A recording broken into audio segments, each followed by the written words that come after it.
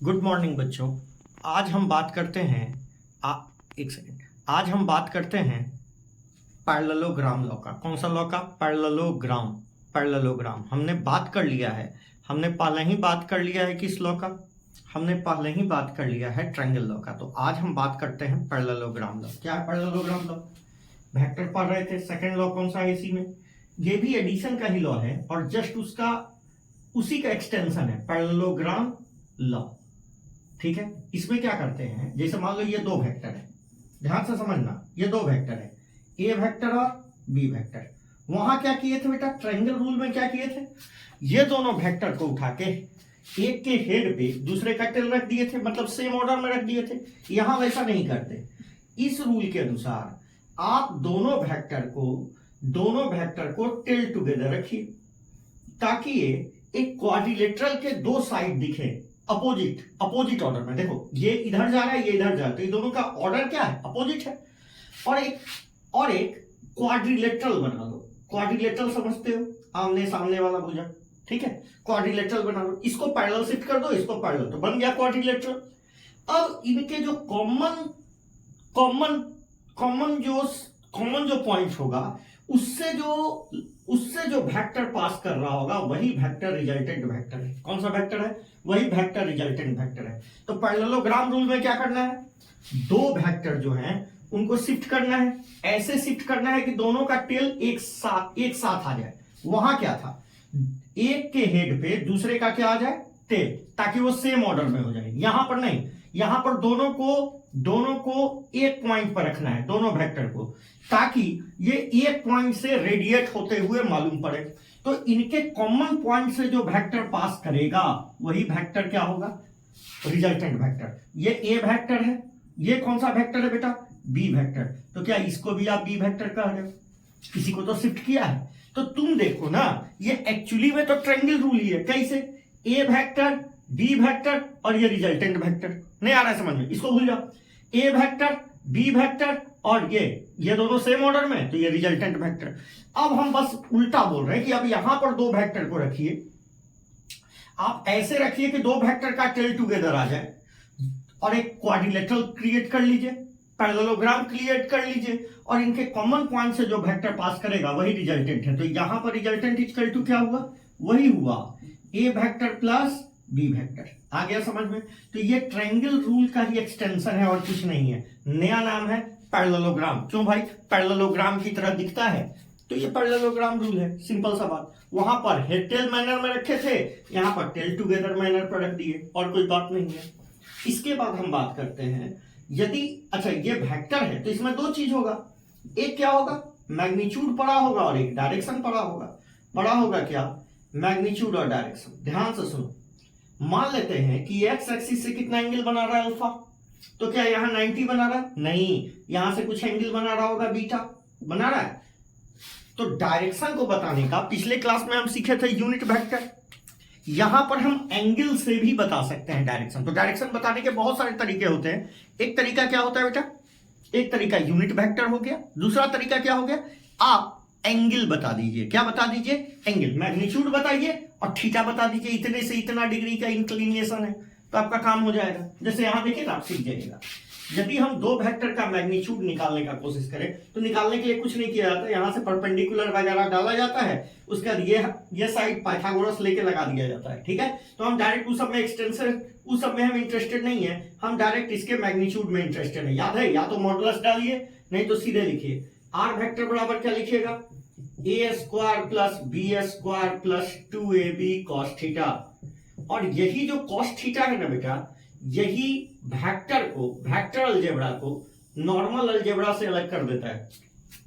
क्योंकि देखिए, यदि दो वेक्टर को आप जोड़ रहे हैं, तो उनके बीच का एंगल भी आपको देखना पड़ेगा। एंगल बिटवीन वेक्टर भी देखना पड़ेगा। मगर नॉर्मल अलजेब्रा में ऐसा कुछ नहीं होता, एंगल वगैरह का कोई चर्चा नहीं होता। ठीक है, तो हम कह रहे हैं ना, कोई पूछे कि वेक्टर अलजेब्रा और नॉर्मल अलजेब्रा अलग क्यों है, तो कहना है इन दोनों के फॉर्मूला में अंतर है। यहां एक एंगल आता है थीटा, cos थीटा आता है, इस वजह से इन दोनों का अलजेब्रा अलग हो जाता है। दो वेक्टर के बीच के एंगल पर डिपेंड करेगा कि उसका रिजल्टेंट क्या आ रहा है। ठीक है, अच्छा ये तो मैग्नीट्यूड हो गया।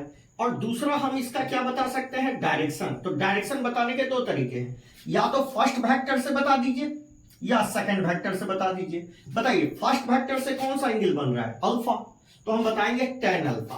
और tan अल्फा इक्वल टू क्या होता है, sign theta by cos theta. क्या होता है sign theta by cos theta, सब जानता है। अब मेरी बात सुनिए, हमने क्या लिखा, sign theta by cos theta, ठीक है। किससे एंगल निकाल रहे हैं, अल्फा से। अच्छा ये थीटा क्या है, आपके दिमाग में आएगा, थीटा है इंक्लिनेशन बिटवीन एंगल, मतलब एंगल बिटवीन वेक्टर। क्या है, एंगल बिटवीन वेक्टर कितना है, थीटा। अल्फा क्या है, फर्स्ट वेक्टर से रिजल्टेंट का इंक्लिनेशन।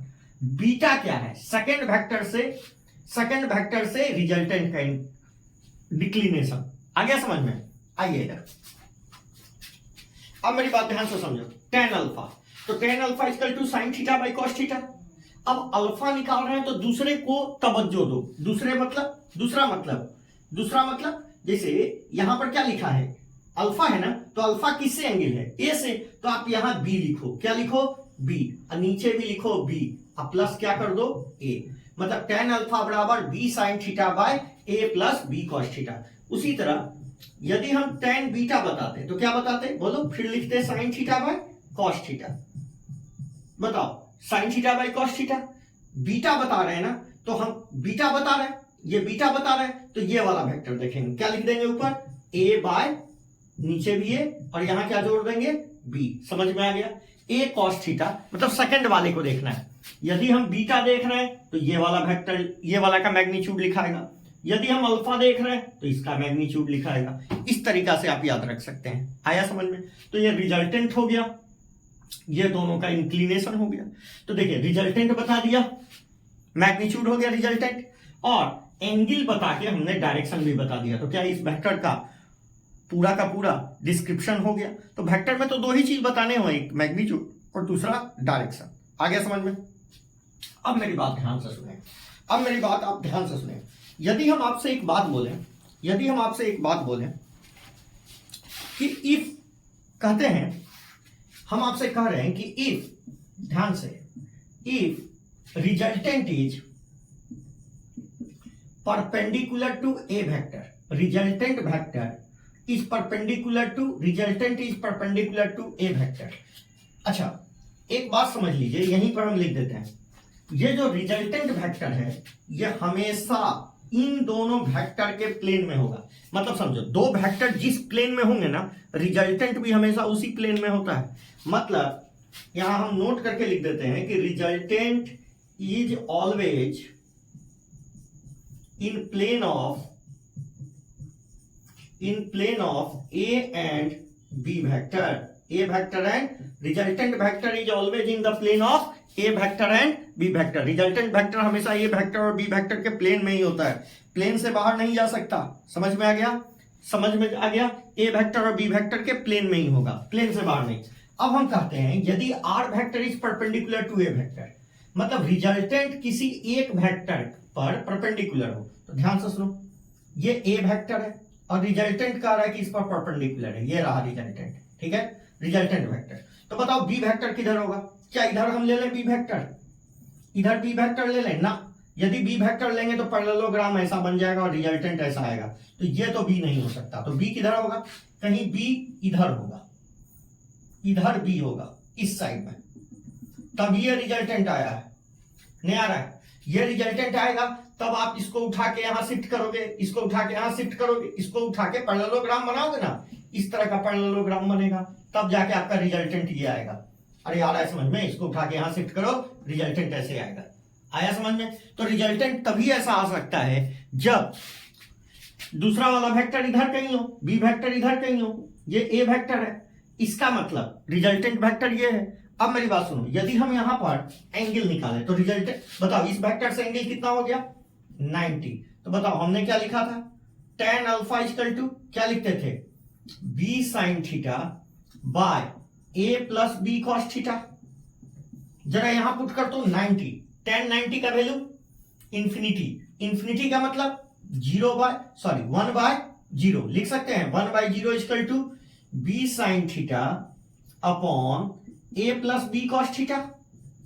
अरे हो सकता है भैया a plus B cos theta, हो सकता है। अब मेरी बात सुनो, क्या a plus B cos theta का मान 0 है?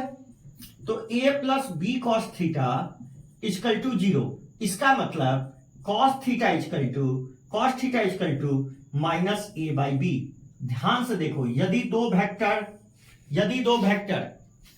रिजल्टेंट वेक्टर किसी भी एक वेक्टर के परपेंडिकुलर होगा तो जिसके परपेंडिकुलर होगा वो ऊपर आएगा, दूसरा वाला वेक्टर नीचे आता है। समझ में आ गया? जिसके परपेंडिकुलर होगा वो ऊपर आएगा नोमिनेटर में और दूसरा वाला कहां आ जाएगा? डिनोमिनेटर। मान लो हम यहीं पर लिख देते R vector is perpendicular to B vector, तो ऊपर क्या आता? बी बाय ए आता। आया समझ में? बी बाय ए आता। समझ में आ गया?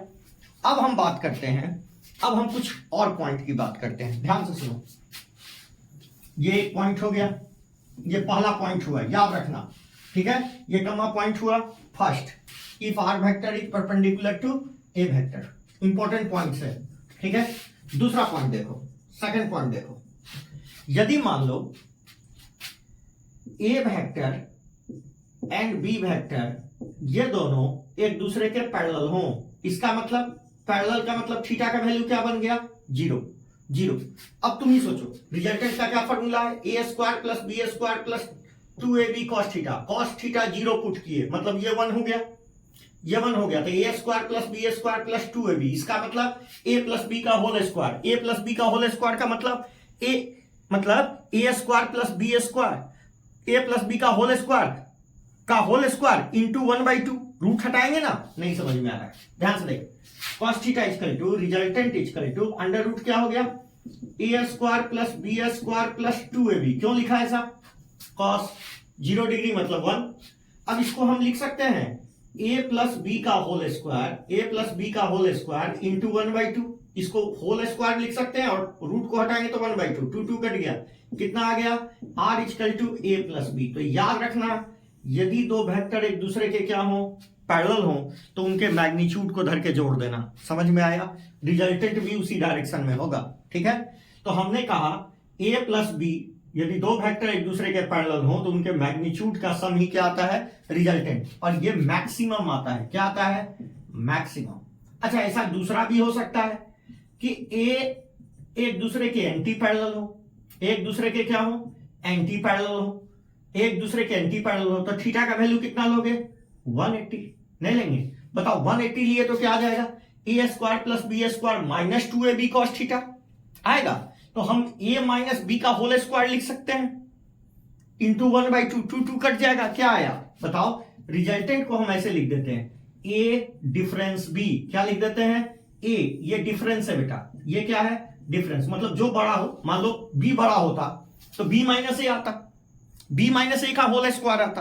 आ रहा है समझ में? तो वहां पर आ जाता b माइनस a, और ये बड़ा होता तो a माइनस a, तो यहां डिफरेंस ले ली, ठीक है? तीसरा केस ऐसा भी हो सकता है कि a vector perpendicular to b vector हो। जैसी तीसरा केस, इसको दूसरा का a कर लो, इसको दूसरा का b कर लो, इसको दूसरा का c कर लो। ध्यान से देखो, जैसी थीटा का वैल्यू आपने 90 पुट किया, ये टर्म उड़ गया, cos 90 0, मतलब under root a square plus b square. क्या बचा? Resultant equal to under root a square plus b square. समझ में आ गया? समझ में आ गया? तो याद रखना बेटे, जब भी दो वेक्टर पैरेलल होते हैं तो उनका मान मैक्सिमम होता है, और यदि एंटी पैरेलल होते हैं तो क्या मान होता है? मिनिमम। क्या मान होता है? मिनिमम। और कैसे निकालते हैं? डिफरेंस से, जो बड़ा है उसको घटा देंगे, बड़ा को छोटे से घटा देंगे, ठीक है?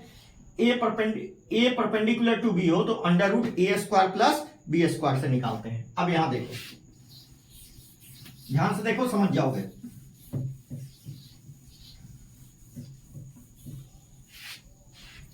यहां देखो, बहुत आसान थ्योरम है, ध्यान से देखो। इसके बाद हम बोल रहे हैं कि जैसे यहां समझो, जैसे मान लो मेरे पास एक ऑब्जेक्ट है, हमने यहां 20 न्यूटन लगाया और यहां 10 न्यूटन। फोर्स एक वेक्टर क्वांटिटी है, इसलिए तो एरो से दिखा रहे। बताओ तो रिजल्टेंट कितना हो गया? रिजल्टेंट फोर्स कितना बताओगे? 30 न्यूटन। नहीं बताओगे क्या? दोनों को जोड़ देंगे। ऐसा भी तो हो सकता है बेटा कि इधर से 20 न्यूटन लगा दिए और यहां से कितना न्यूटन लगा दिए? 10 न्यूटन। बताओ, एक ऑब्जेक्ट पर फोर्स लगा रहे हैं तो रिजल्टेंट कितना बताओगे? रिजल्टेंट फोर्स कितना बताओगे, रिजल्टेंट का मैग्नीट्यूड कितना बताओगे, 20 माइनस 10, जो बड़ा है उससे 10 न्यूटन, ठीक है, 10 न्यूटन। और डायरेक्शन बड़े वाले के डायरेक्शन में।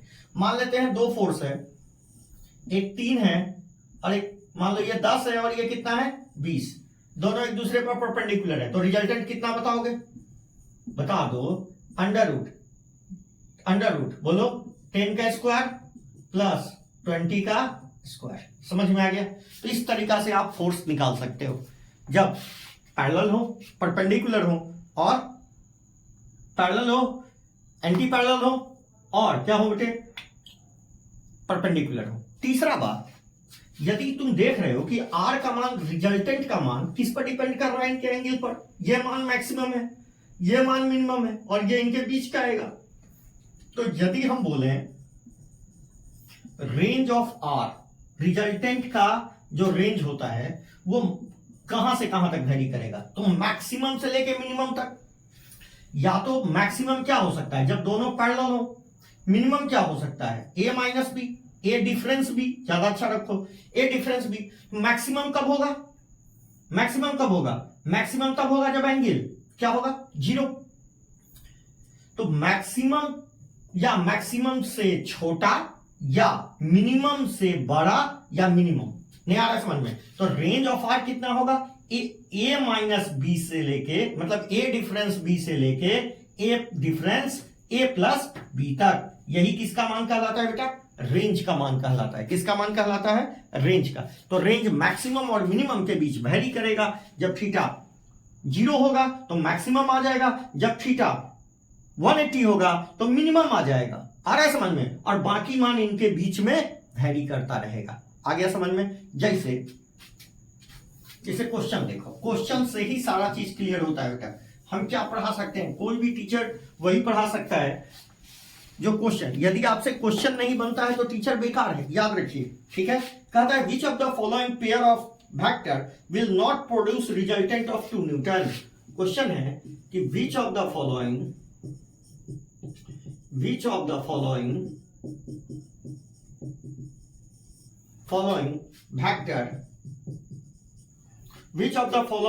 pair of vector, पेयर समझ रहे हो, जोड़ा, pair of vector will not produce resultant of 2 Newton. Option आपके सामने है। ऑप्शन है 3 न्यूटन, 6 न्यूटन। दूसरा ऑप्शन है 5 न्यूटन, 4 न्यूटन। तीसरा ऑप्शन है 11 न्यूटन, 13 न्यूटन। और चौथा ऑप्शन है आपके सामने 15 न्यूटन और 16 न्यूटन। जरा यहां बताइए, देखिए इसका मैक्सिमम निकालिए तो कितना आ जाएगा, 6 3 9। मिनिमम बताइए, 3 आएगा, बड़े में से छोटा घटा दिए तो ये, और 2 इनके बीच में, तो 3 से लेके 9 तक रेंज होगा, तो ये वेक्टर नहीं लाई करेगा, ठीक है। यहां देखिए मैक्सिमम क्या होगा, मैक्सिमम 9 होगा, मिनिमम क्या होगा 1, तो 2 इन्हीं के बीच में आ रहा है तो ये प्रोड्यूस करेगा। मैक्सिमम कितना होगा, 11 22, और 22 अदू 24, मतलब ये 24 हो गया। डिफरेंस कितने का, 2 न्यूटन का, तो 2 न्यूटन आ ही गया, ठीक है। यहां बताइए मैक्सिमम कितना, 15 15 30 और 1 31, और यहां डिफरेंस कितने का, 1 का, तो 1 और 2 के बीच में, 1 और 31 के बीच में ही 2 आता है, तो ये भी प्रोड्यूस करेगा, ये भी प्रोड्यूस करेगा, ये भी प्रोड्यूस करेगा, ये नहीं प्रोड्यूस करेगा। समझ में आ गया। तो इस तरीका के क्वेश्चन आपको देखने को मिलते हैं, ठीक है। इस तरीका के क्वेश्चन आपको देखने को मिलते हैं। मेरे पास एक क्वेश्चन है, अच्छा क्वेश्चन है, जरा आप आइडिया लगाइए और बताइए कि इसका आंसर क्या आएगा। कहता है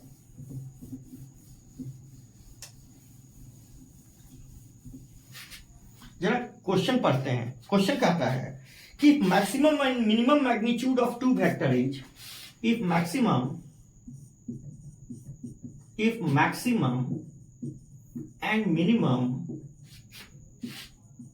magnitude of 2 vector is if maximum and minimum magnitude of two vector is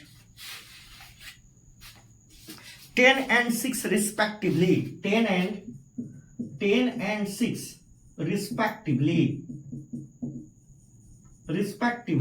10 and 6 respectively, तो कहता है respectively, then find out magnitude of resultant, then find out magnitude of resultant, then find out magnitude of resultant if both vector are kept perpendicular to each other, if both vector are kept perpendicular to each other. ये question है आपके सामने, ध्यान से देखें। कहता है कि यदि दो वेक्टर का मैक्सिमम और मिनिमम मैग्नीट्यूड दो वेक्टर का 10 और 6 है। मैक्सिमम कहने का मतलब बेटा, मैक्सिमम कहने का मतलब a प्लस बी। अरे यार, मैक्सिमम कहने का मतलब क्या हुआ? a plus B. मैक्सिमम कहने का मतलब a प्लस बी का वैल्यू कितना दे दिया बताओ? a प्लस बी का 10 है, a माइनस बी का कितना दे दिया? 6 दे दिया ना। तो कहता है कि बताओ यदि ये दो वेक्टर को, ये क्वेश्चन का एक हिस्सा, ठीक है, और दूसरा क्वेश्चन आगे शुरू होता है, ध्यान से समझिए। तो कहता है कि then find out magnitude of resultant यदि both vector are perpendicular to each other. तो पहले तो तुम ये पता करो कि दोनों वेक्टर कितने हैं। ये तो सम और डिफरेंस दिया हुआ है बेटा। मैक्सिमम मतलब सम, मिनिमम मतलब डिफरेंस। बताओ कितने हो गए? सबको पता है। जैसी जोड़ेंगे ये कट जाएगा। कितना आ गया? 2a बराबर 4। तो a का मैग्नीट्यूड कितना आ गया? 2। उठा के यहाँ 2 रख दें या उठा के यहाँ 2 रख दें तो b कितना आ गया? 8। हमको दोनों वेक्टर पता चल गए। अब यदि दोनों को परपेंडिकुलर रखा गया है तो बता दीजिए रिजल्टेंट कितना आएगा? अंडर रूट 2 का स्क्वायर प्लस 8 का स्क्वायर आ रहा है। मतलब 8 8 जा 64 और 4 कितना हो गया? 68 आंसर। बताइए हमको कितना सेकंड लगा? 1 सेकंड भी नहीं। क्यों नहीं लगा? क्योंकि सवाल आपको फॉर्मूला बेस्ड ही है। कौन सा इंटीग्रेशन और डिफरेंशिएशन हम कर रहे हैं बता दो। क्या हम अभी तक कोई भी इंटीग्रेशन और डिफरेंशिएशन किया? नहीं किया। जरूरत ही नहीं है। जरूरत जहां होगी वहां बता दी जाएगी, और बहुत माइन्यूट सा जरूरत है। इसलिए डरो मत फिजिक्स से। ऐसा नहीं है कि फिजिक्स बहुत ज्यादा तुगरमबाजी, ऐसा नहीं है बेटे। ऐसा इसलिए नहीं है क्योंकि आपको पढ़ाने वाले गधे थे, ठीक है, गधे, सिंपली बात। तो ये क्वेश्चन समझ में आ गया। अब देखिए, अब हम कितना स्पेशल पॉइंट हो गया था? 2 स्पेशल पॉइंट हो गया था, ठीक है। अब थर्ड स्पेशल पॉइंट बताते हैं, थर्ड पॉइंट बताते हैं, ठीक है। अब हम क्या बताते हैं? थर्ड पॉइंट बताते हैं। थर्ड पॉइंट कह रहे हैं कि यदि ऐसा हो जाए कि ए वेक्टर का मैग्नीट्यूड और बी वेक्टर का मैग्नीट्यूड बराबर हो जाए, ऐसा हो सकता है वेक्टर में, तो क्या होगा? रिजल्टेंट इक्वल टू क्या लिखोगे? जहां मान लेते हैं इसको ये कर लो, तो ये भी a square plus 2a square cos theta हो जाएगा। क्या लिखोगे इसको लिखोगे 2a स्क्वायर कॉमन लेके 1 plus cos theta. 2a square, यहां भी 2a यहां भी 2a, 2a स्क्वायर कॉमन ले लिया, 2a स्क्वायर कॉस थीटा का क्या लिखोगे? रूट। क्या लिखोगे बेटा? रूट। समझ में आ रहा? देखना, यहाँ 2a स्क्वायर, यहाँ भी 2a स्क्वायर कॉस थीटा, तो 2a स्क्वायर कॉमन ले लिया, क्या बचा? 1 प्लस कॉस थीटा। अब देख, एक तमाशा, एक फॉर्मूला है जिसको आपको रटना है। क्या करना है? रट लेना है। कुछ नहीं है, बहुत आसान है, ध्यान से सोचो। 1 plus cos 2 theta, 1 plus cos 2 theta equal to होता है बेटा, 1 plus cos 2 theta equal to होता है 2 कॉस स्क्वायर थीटा। तो मान लो यहां क्या लिखा हुआ है? 2 थीटा, तो यहां आधा आया ना। मान लो यहां आधा कर दिए तो यहां क्या आ जाएगा? थीटा बाय 2 नहीं आ जाएगा। मतलब हम ऐसे लिख रहे हैं, इसी फॉर्मूला को मॉडिफाई करके 1 plus cos theta equal to क्या लिखेंगे बेटा? 2 कॉस स्क्वायर, बोल बेटा, 2 कॉस स्क्वायर थीटा बाय 2 नहीं लिख सकते हैं? 2 कॉस स्क्वायर थीटा बाय 2 और उठा के यहां रख दिए। देख इस फॉर्मूला के जगह हम लिख सकते हैं, इस फॉर्मूला के मतलब इस फॉर्मूला के जगह इतना लिख सकते हैं, उठा के रख दे तो कितना आ जाएगा बोल दे, अंडर रूट कितना आ गया 4a square cos square theta by 2। अब तुम जानता है रूट हटाएंगे तो ये 2 हो गया, a हो गया, और ये कॉस स्क्वायर थीटा है तो कॉस थीटा बाई 2 हो गया। तो रिजल्टेंट का क्या फॉर्मूला आ गया बेटा, बस याद रखना है 2a कॉस थीटा बाई 2। मतलब जब दो वेक्टर का मैग्नीट्यूड बराबर हो जाता है, जब दो वेक्टर का मैग्नीट्यूड बराबर हो जाता है तो हम डायरेक्ट इस फॉर्मूला से करेंगे। तुम चाहो तो इससे भी निकाल सकते हो, कोई दिक्कत नहीं, मगर तुम्हारा समय बचेगा। 2a cos थीटा बाई 2 क्या बेटा, 2a cos थीटा बाई 2 क्या लिखेंगे, 2a cos थीटा बाई 2 खटाक से क्या लिखेंगे, खटाक से कितना लिखेंगे 2a cos थीटा बाई 2। अब मेरी बात सुन, यदि हम यहां थीटा का वैल्यू 0 रख दे, तुम बताओ cos थीटा 0 का मान 1, cos थीटा 0 का मान 1 तो कितना हो गया। यदि हम थीटा का वैल्यू क्या ले लें इसमें 0, तीसरे केस में चल रहा है, तो बता रिजल्टेंट कितना आ गया 2a। और ये आना भी चाहिए। सोचो ना, दो वेक्टर है जो दोनों एक ही डायरेक्शन में है, मतलब पैरेलल हो गए दोनों वेक्टर पैरेलल हो गए थे, a प्लस a 2a ही तो आता, हमने इस फॉर्मूला से भी प्रूव कर दिया। अच्छा थीटा इक्वल टू 180 लो, थीटा इक्वल टू 180 लेके देख तो बेटा कितना आता है। थीटा तुम जैसी 180 लेगा तो एक वेक्टर a मैग्नीट्यूड का दूसरा भी a मैग्नीट्यूड का, दोनों एक दूसरे को कैंसिल कर देंगे, रिजल्टेंट क्या आ जाएगा 0, नहीं आ जाएगा 0। अब तुम यहां से भी देखो 2a cos 180 का मान -1, तो -1 हाँ cos 180 बाई 2 तो कितना हो गया बेटा 90 का मान 0, ये पूरा टर्म 0। cos तुम थीटा नहीं देख पाए, 2 नहीं देख पाए थे। अच्छा थीटा इक्वल टू यदि 90 पुट कर, कितना पुट कर 90 पुट कर, तो तुम देख उस फॉर्मूले बड़े वाले फॉर्मूला से देख a स्क्वायर cos 90 पुट करेगा तो ये टर्म 0 हो जाएगा, अंडर रूट 2a। तो यहां से भी देख cos 90 मतलब 45 का मान 1/√2 तो कितना हो गया बेटे, तो 2a/√2 मतलब कितना हो गया r बराबर √2 ऊपर से रेशनलाइज कर लिए, ठीक है, तो कितना आ गया बेटा √2a। समझ में आया। तो हमने थीटा निकाल लिया, 180 पे निकाल लिया, 90 पे निकाल लिया। जरा थीटा इक्वल टू 60 पे निकाल लो, बताओ 60 रखोगे तो ये 30 आएगा, 30 का मान √3/2 2 कट जाएगा, r का मान बोलो √3a, और इसको रट लेना है। क्या करना है, रट लेना है। कहां रटना है बोलो, कहां रखना है, यहां। और थीटा का मान बोलो 120, जरा बोलो तो 120 बोल। जैसी 120 रखेगा तो यहां कितना आ जाएगा 60 का मतलब 1/2, 60 का मान 1/2 2 कट गया, मतलब रिजल्टेंट इक्वल टू कितना आया r, resultant equal to a। मतलब यदि एंगल 120 हो तो रिजल्टेंट का वही मान आता है जो वेक्टर का मान होता है, ठीक है, जो वेक्टर का मान है वही रिजल्टेंट हो जाएगा, ठीक है। जैसे मान लो a और a वेक्टर है, मतलब दोनों का मैग्नीट्यूड बराबर है। यदि दो वेक्टर का मैग्नीट्यूड बराबर और रिजल्टेंट भी बराबर, इसका मतलब है कि ये दोनों वेक्टर किस पे रहे होंगे 120 पे रहे होंगे। नहीं आया।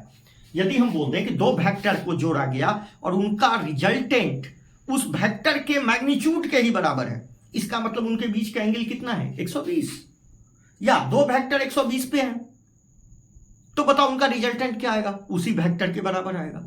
उल्टा सीधा दोनों पूछा जा सकता है। समझ में आ गया। कोई दिक्कत, यदि दिक्कत है तो यहां देखो, थोड़ा सा देखो, जैसे यहां समझो, यदि हम बोले दो वेक्टर 90 पर है, ये रहा दो वेक्टर 90 a और a, तो हम रिजल्टेंट कितना बता देंगे √2a, बिना कुछ सोचे। यदि दो वेक्टर कितने पर है, a वेक्टर और a वेक्टर कितने डिग्री पर है 60 डिग्री, हम डायरेक्ट रिजल्टेंट खींचेंगे कितने का, रिजल्टेंट खींचेंगे 3a का। ये a वेक्टर है और ये वेक्टर है, बिना सोचे। यदि दो वेक्टर कितने पर हैं 120 पर, तो हम रिजल्टेंट का डायरेक्ट रिजल्टेंट कितना खींच देंगे a, इसी के बराबर खींच देंगे। ऐसे भी पूछेगा रिजल्टेंट a है, किसी वेक्टर का रिजल्टेंट उसी के मैग्नीट्यूड के बराबर आ रहा है, मतलब दोनों वेक्टर का मैग्नीट्यूड बराबर होगा और कितने पर होंगे 120 पर, ठीक है। आ रहा है समझ में, एक बात बताओ, resultant of two unit vector will be unit vector. एक क्वेश्चन है, बहुत अच्छा क्वेश्चन है। रिजल्टेंट ऑफ, एक क्वेश्चन है, क्वेश्चन सही, resultant of unit vector is unit vector, एक यूनिट वेक्टर का रिजल्टेंट भी यूनिट वेक्टर है, then angle between unit vector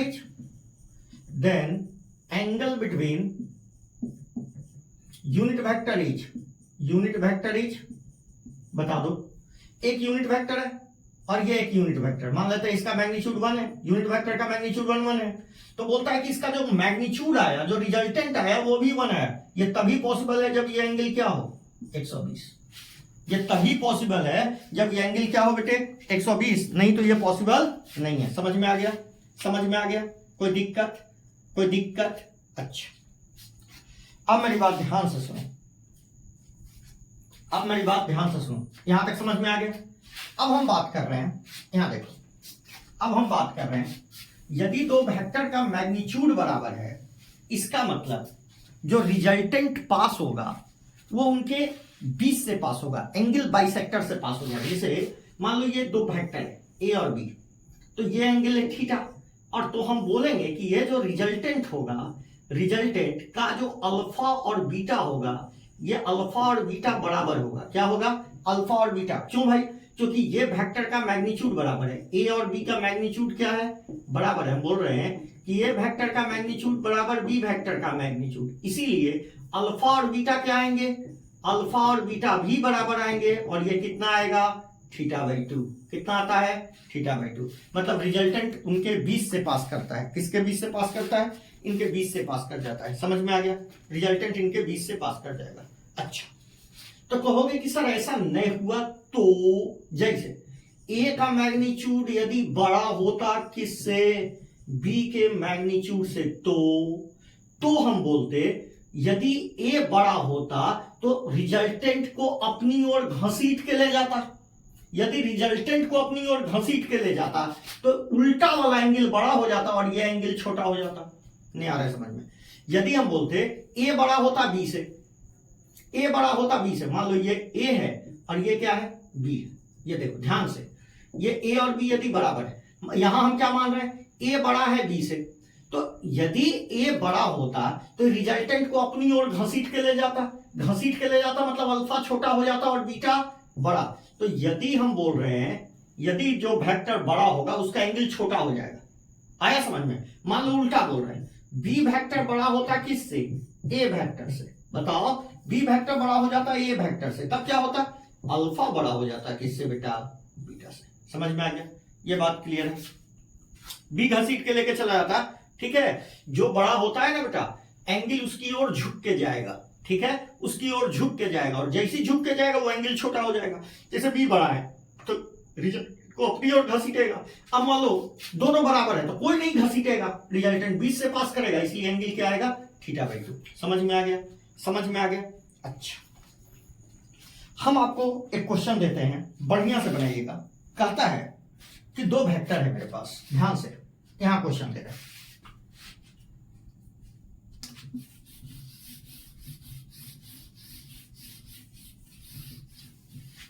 देख बेटा, यहां पर क्वेश्चन हम आपको दे रहे हैं।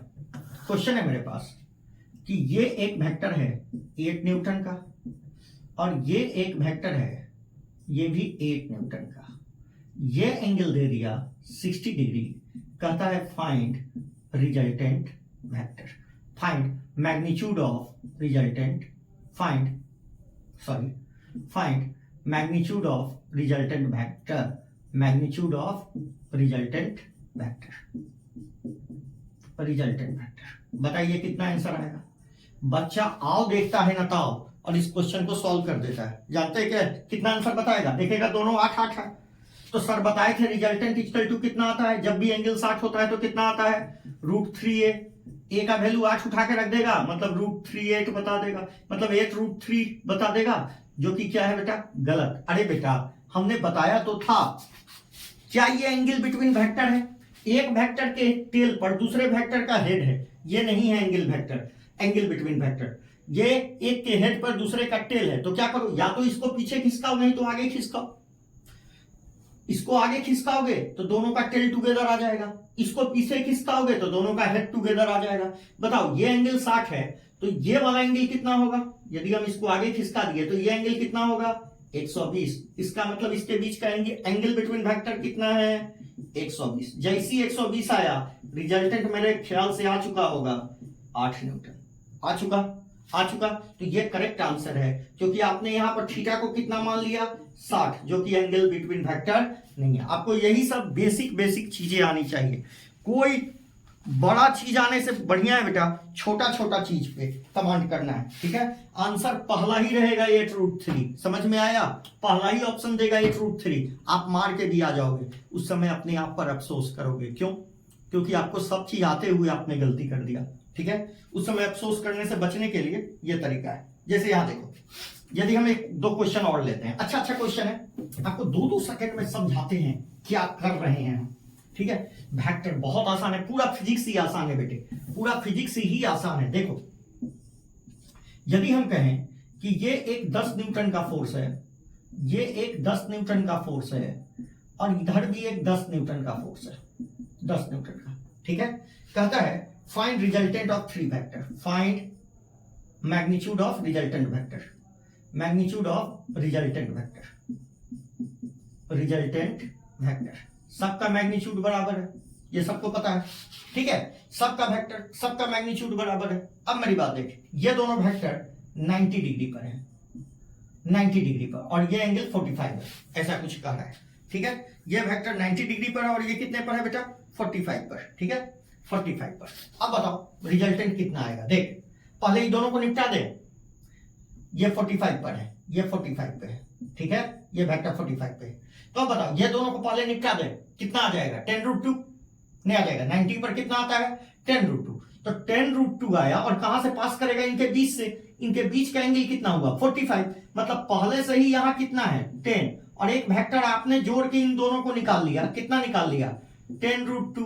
तो बताओ रिजल्टेंट कितना आ गया, जल्दी बताओ, 10 + 10√2, 10 कॉमन ले लिया, 1 + √2 न्यूटन। आंसर बताओ कितना सेकंड लगा हमको, 1 सेकंड। ये दोनों को पहले निपटाए क्योंकि हमको फॉर्मूला पता था, जब भी दो वेक्टर को जोड़ते हैं, परपेंडिकुलर को जोड़ते हैं तो कितना लिखते हैं √2a, √2a, तो 10√2 लिख दिया, आया समझ में। और ये 45 से ही पास करेगा, तो देखो एक ही डायरेक्शन में दो वेक्टर हो गए, एक 10√2, एक पहले से 10, दोनों को जोड़ दिया, वही रिजल्टेंट। और देखना तुमको सब क्लियर हो जाएगा, कोई बहुत बड़ा तमाशा नहीं कर रहे बेटे, कोई बहुत बड़ा नहीं कर रहे। फाइंड आउट, देख क्वेश्चन है, तुम्ही को बताना है, हमको कुछ नहीं करना है, ठीक है। एक क्वेश्चन है कि ये 10 न्यूटन का है, ये 10 न्यूटन फोर्स है, ये 10 न्यूटन फोर्स है, और ये 10 न्यूटन फोर्स है, ये 60 डिग्री एंगल है, ये भी 60 डिग्री एंगल है।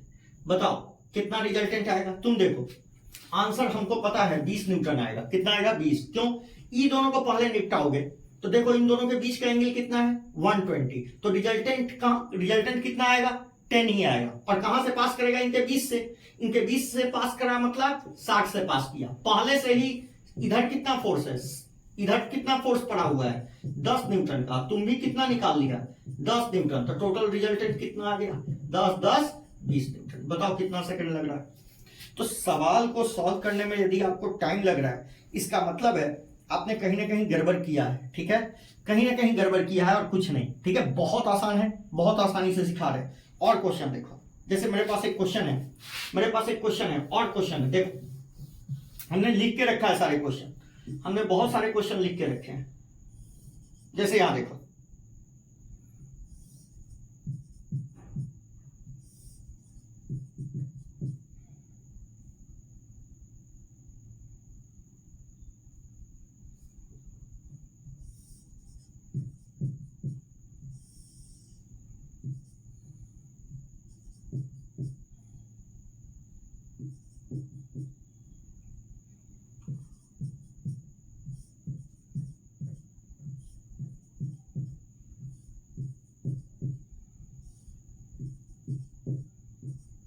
देखिए हमने कहा कि एक 3 न्यूटन का फोर्स, एक 4 न्यूटन, एक 4 न्यूटन, एक 4 न्यूटन, ये बेटा 5 न्यूटन। कितना न्यूटन?